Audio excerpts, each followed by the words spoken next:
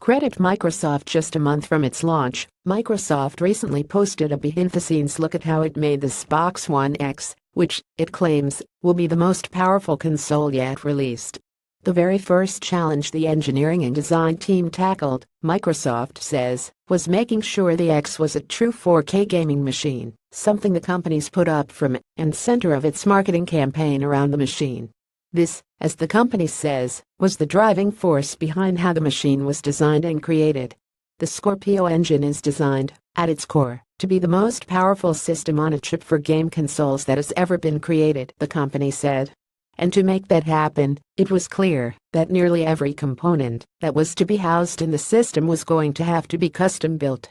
That left the team with a lot of freedom of how it could design the system around things like optical drives, hard drives, and memory components. It was, as Leonardo Del Castillo, the general manager of Xbox Services Console Development, puts it, like starting with a bag of parts and trying to turn that into a product. We needed a direction, and floor planning directions, to lead the architecture around what the motherboard will look like, what will the chassis look like. And for that you lean on the design team, he said. According to Microsoft, all the disparate parts needed to come together into a cohesive unit. We envision this monolith like from 2001: A Space Odyssey, Brian Sparks, senior designer at Microsoft's device design team, says. Whenever you see it in the film, it was a signal to the audience that it was the next phase of advancement. So, we kept that as a design goal. Xbox One X is the next point of advancement. The Xbox One was a big machine, weighing 7 pounds and measuring more than 13 inches wide and 10 inches long. But rather than make the Xbox One X a bigger machine than the original, the company went for subtlety, despite the 40% power increase. As Sparks puts it, the company wanted the X to be no bigger than the Xbox One S, a smaller version of the original machine, released in 2016.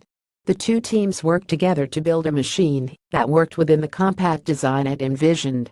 The teams found it would make the most sense to have the motherboard fit on the ceiling of the console, and placing the optical drive and hard drive on top of one another to create the optimum stacking height of the system.